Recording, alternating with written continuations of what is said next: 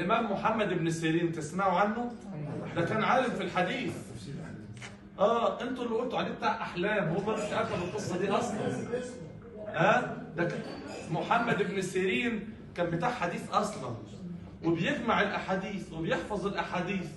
حفظ 40 حديث، رجع بيته بيخبط الباب، بنته فتحت قالت له يا ابتي لقد نفد الدقيق، قال الحديث اللي في دماغي طارت. شوف سبحان الله، يأثر على الذاكرة. العلم صيد والكتابة قيده، قيد صيودك بالحبال الواثقة، فمن الحماقة أن تصيد غزالة وتتركها بين الخلائق طابقة. لازم تكتب على طول، تكتب. وقالوا كل علم ليس في القرطاس ضاع، وكل سر جاوز الاثنين شاع. وانا عايز اقول لك على حاجه وما تقولش لحد. مصر تعرف، الدول العربيه مع ضروره التوقيت طبعا، وكل واحد بيقول للثاني وما تقولش لحد. وقوم الثاني لو الله عرفت وبرضه يقول لك ما تقولش لحد. زي كلمتني ست، مش كده؟ صليتوا على النبي عليه الصلاه والسلام. فالامام مالك شاف نبوغ الشافعي، فقال له ايه ده انا بشرح وانت بتلعب؟ قال له لا ده انا كنت بكتب. قال له بتكتب؟ طب قول لي اخر حديث انا قلته اللي هو الحديث ال40. فقال له لا اقول لك ال40 حديث. قال له قول. انتم متخيلين الحديث بينقسم الى قسمين، قسم بنقول عليه اسمه السند، وقسم بنقول عليه المتن. السند عن لحد الصحابي لحد النبي. المتن اللي هو كلام النبي نفسه، كلام الحديث نفسه.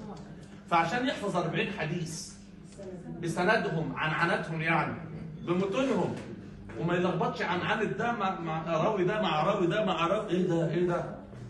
فشاف النبوة. ثاني يوم مالك اتأخر عن الدرس، فالطلبة قالوا للشافعي بقى، شافوه بقى شيخ، قوم يا شافعي، قوم يا ابني قول لنا حاجة لحد ما الشيخ يجي. فقام الشافعي يشرح في مسجد رسول الله، وهو بيشرح دخل مالك الأستاذ، شاف تلميذه بيشرح، فاختبأ خلف سارية من سواري المسجد النبوي، استخبى ورا العمود عشان يسمع تلميذه. فسمع علم ربنا فتح بيه على الشافعي، علم من عند ربنا. فقام كاتب على عمود المسجد ايه؟ من أراد العلم النفيس فعليه بمحمد بن إدريس، اللي هو الشافعي ده، محمد بن إدريس. قام الشافعي جاي كاتب تحت السطرين دول: كيف لا يكون ذلك وهو تلميذ الإمام مالك. يا الله، تلميذ مالك يعني. علم وتواضع وجمال. الشافعي ده بقى في يوم، عشان اقول لكم العلم اللدني بقى، مالك قال له تعالى يا محمد. قال له نعم يا سيدي. قال له ما هو الفرض وفرض الفرض وما يتم به الفرض، وصلاة لا فرض، وصلاة تركها فرض، وصلاة في السماء والأرض، وصلاة بين السماء والأرض، وصلاة بالطول والعرض. ايه ده؟ ده ما هوش في الكتاب ده يعني.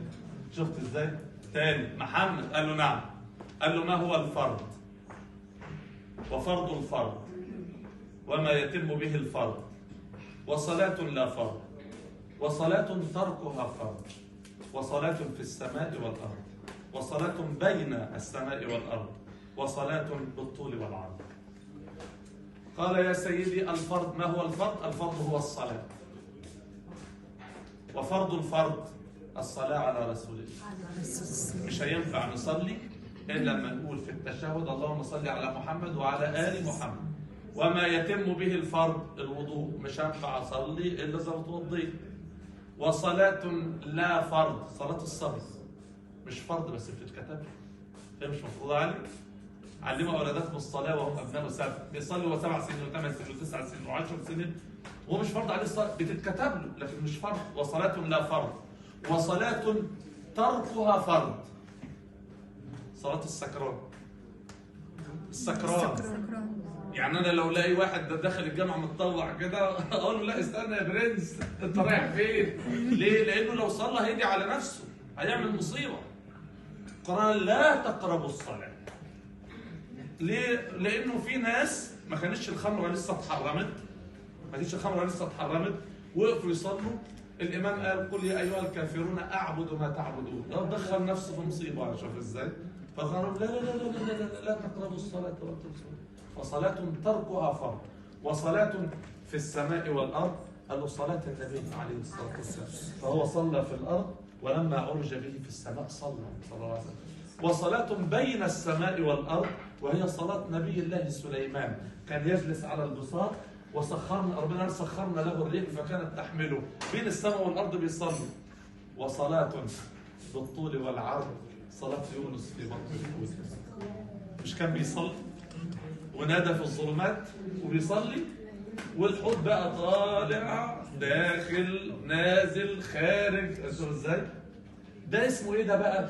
ده اسمه يا حضرات العلم اللدني، منحة من عند ربنا. يختص برحمته من يشاء. قال ولقد آتينا داوود وسليمان علما من عند ربنا. شوف ازاي؟ كل الأنبياء وكل الأولياء عرفوا لله حقا في هذا المسألة. فتعال نشوف مثلا سيدنا إبراهيم عليه الصلاة والسلام، مشهد قرآني بديع في سورة الأنعام. في زمن سيدنا إبراهيم كان عنده ناس بتعبد الأصنام وناس بتعبد الكواكب، صح ولا لا؟ جاء عن طريق حاجة كده في الفلسفة اسمها الاستدلال. خدهم مجاراة الخصم واحدة واحدة كده، بياخدهم عشان يوصلهم إنه مفيش إله إلا ربنا. فلما جن عليه الليل رأى كوكبا قال هذا ربي، مجاراة الخصم. فلما أفل غاب، قال لا ازاي وفي إله بيغيب؟ لا أحب الآفلين. فلما رأى القمر بازغا قال هذا ربي، فلما أفل غاب القمر. نسمع قال لئن لم يهدني ربي لأكونن من القوم الضالين. لازم ربي يهديني الأول. فلما رأى الشمس بازغة قال هذا ربي هذا أكبر. فلما أفلت كده بقى وصلهم للنهاية بقى، قال لهم لا اسمي يا قوم إني بريء مما تشركون، إني وجهت وجهي للذي فطر خلق السماوات والأرض حنيفا يعني مائلا عن الشرك، وما أنا من المشركين. تمام كده يا حضرات؟ إيه رأيكم في السيناريو الجميل ده؟ إبداع صح؟ عقل ذكي قوي سيدنا إبراهيم.